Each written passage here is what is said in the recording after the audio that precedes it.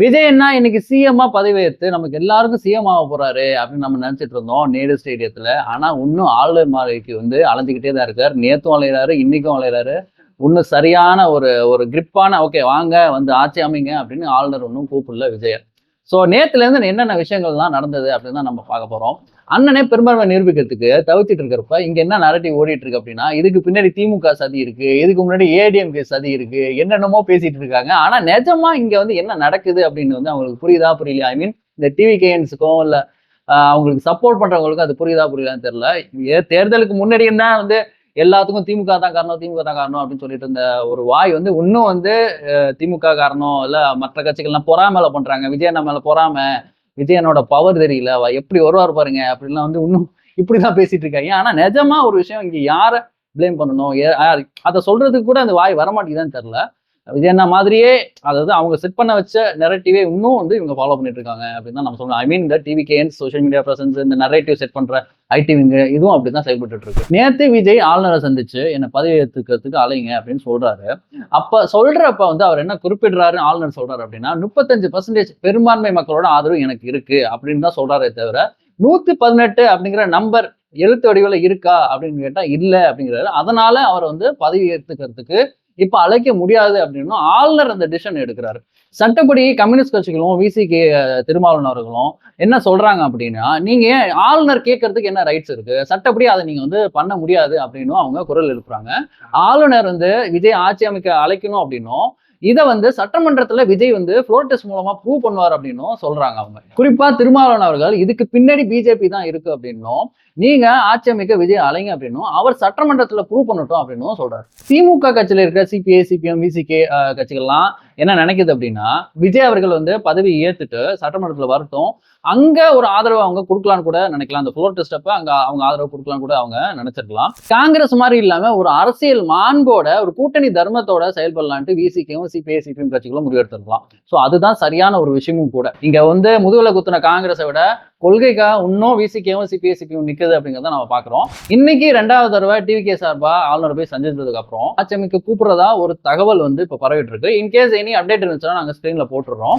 இப்போ DMK scenario நம்ம பார்த்தோம் அப்படின்னா, டிஎம்கே ஏடிஎம்கே சினாரியோ நேற்று நைட்ல என்ன நடந்திருக்குன்னா, அவங்க 2 பேரும் சேர்ந்து விஜய் தோக்கடிச்சு ஆட்சி அமைக்க போறாங்க அப்படின்ட்டு ஒரு ஒரு நரேட்டிவ் ஓடிட்டு இருக்கு.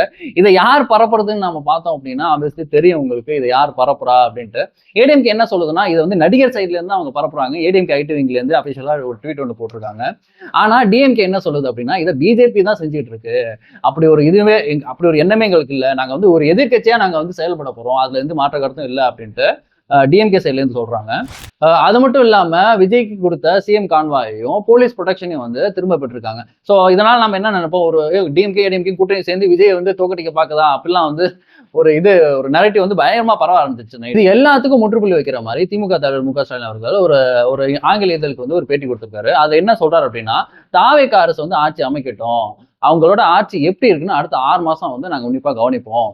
ஸோ அது மட்டும் இல்ல, எங்களோட திட்டங்களான காலை உணவு திட்டம், மகளிர் உரிமை தொகையெல்லாம் அவங்க பண்ணணும்.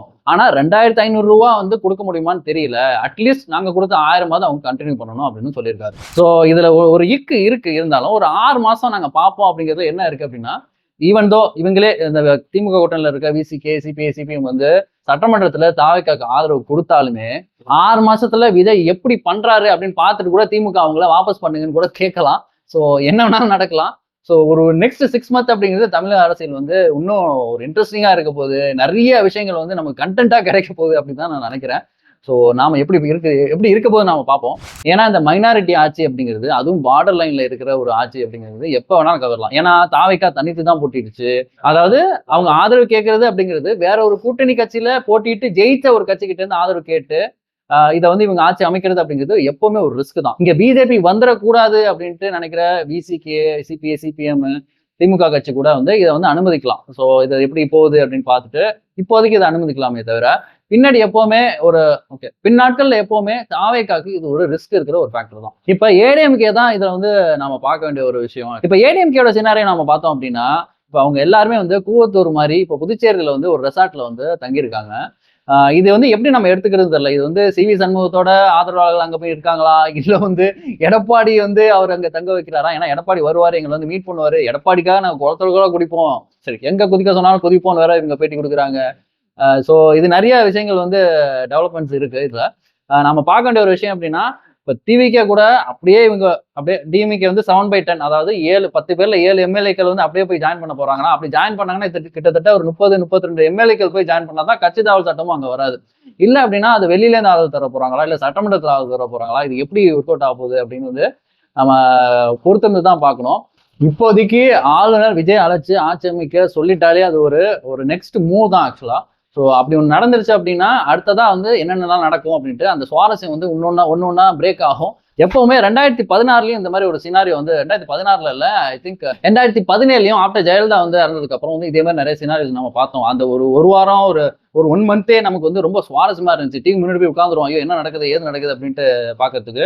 அதே மாதிரி இந்த எலெக்ஷன் முடிஞ்சதுக்கு அப்புறம், இந்த எலெக்ஷன் 2024 முடிஞ்சதுக்கு அப்புறமே என்ன நடக்குது, யாரு எங்க போய் ஜாயின் பண்ணிட்டா, என்ன விசிகே கொடுத்துருச்சா, ஆதரவு கொடுத்துருச்சா, இல்ல வந்து அவங்க மெஜாரிட்டி இல்லாம ரீஎலெக்ஷன் வைக்கிறாங்களா, இல்ல இந்த மாதிரி நிறைய சினாரியோஸ் வந்து நம்ம இன்ட்ரெஸ்டிங்கா பார்த்துட்டு இருக்கோம் நம்ம. இன்னொரு சினாரியோ இதுல என்ன அப்படின்னா, இதுல பிஜேபி ரோல் அப்படிங்கிறது வந்து ரொம்ப ஹியூஜாவே இருக்கு. இது வந்து நம்ம ரொம்ப வந்து அண்டர் எஸ்டிமேட் பண்றோம்னு நினைக்கிறோம். ஏன்னா வந்து ஆளுநர் அப்படிங்கிறது பிஜேபி என்ன சொல்றதோ அதை வந்து இங்க செஞ்சுட்டு இருக்காரு. ஆல்ரெடி நிறைய பிரச்சனை ஆர்.என். ரவி மூலமா நமக்கு வந்து வந்துச்சு. நம்ம அதை போன ஆட்சிலேயே நிறைய பார்த்துட்டு இருந்தோம். இப்போ அதே தான் இங்கேயும் வந்து இப்ப இருக்கிற ஆளுநரும் வந்து அதை பண்ணிட்டு இருக்காரோ அப்படின்னு நமக்கு தோணுது. ஏன்னா சிறிதவேம்பு அவர் என்ன சொல்றாரு அப்படின்னா, ரீஎலெக்ஷன் வைங்க, அப்பதான் உண்மையான மக்கள் மெஜாரிட்டி யாருக்கு இருக்குன்னு தெரியும். அது மட்டும் சொன்னாரா, அதோட சும்மா இருக்கலாம்ல. பாஜக தனிச்சு நிக்கணுமா, இவருக்கு என்ன அப்படின்னா இங்கே பாஜக வளரணும், பாஜக ஒரு சீட்டு தான் ஜெயிச்சிச்சு, ஏன் இப்படி இருக்கு அப்படின்னு ஒரு வெக்ஸ் ஆகி இருக்காருன்னு நினைக்கிறேன். பிஜேபிக்கு தான் வாடகை வச்சிருப்பாரு. ஸோ ஏன்னா அவரு ஒரு ஆர்எஸ்எஸ் ஒரு ஐடியாலஜி இருக்கிற ஒரு ஆள் தான். ஸோ அதனால வந்து அவரோட விருப்பத்தை அவர் சொல்லியிருக்காரு. அதாவது இங்க வந்து பிஜேபி தனிச்சு நிக்கணும், ஏடிஎம்கே கூட்டணி இல்லாம தனிச்சுன்னு தன்னோட ப்ரூவ் பண்ணணும், ஒரு ஃபேஸ் வந்து இங்க வந்து நிக்கணும் பிஜேபி சார்பா அப்படிங்கிறது தான் அவரோட ஒரு விருப்பமா இருக்கு. ஸோ ஆப்வியஸ்லி நம்ம இது நிறைய இது என்ன அப்படின்னா, இது ஒரு ரீஎலெக்ஷன் கொண்டு போகணும் அப்படிங்கிறது தான் பிஜேபி இங்க நினைக்குது. இங்க ஒரு பிரசிடென்ட் ரோல் கொண்டு போயிட்டு இங்க ரீஎலெக்ஷன் வைக்கணுங்கிற ஒரு தாட்டை தான் வந்து ஸ்ரீதர் வேம்பு மூலமா அது வெளிப்படுது. அதே மாதிரி அதை வந்து கவர்னரும் இங்க செஞ்சுட்டு இருக்காரு. நான் கூப்பிட மாட்டேன், 118 நீ வந்து எழுத்துப்பூர்வமா கொடு அப்படின்னு இங்க கேட்டுட்டு இருக்காரு. ஸோ நெக்ஸ்ட் என்ன நடக்குது, தமிழ்ல என்ன டெவலப்மெண்ட்ஸ் இருக்கு அப்படின்ட்டு நம்ம தொடர்ச்சியா அதை வந்து நம்ம பார்ப்போம். நெக்ஸ்ட் வீடியோ சந்திப்போம். தேங்க்ஸ் ஃபார் வாட்சிங். இது மாதிரி இன்னொரு வீடியோ நம்ம பார்ப்போம். நன்றி, வணக்கம்.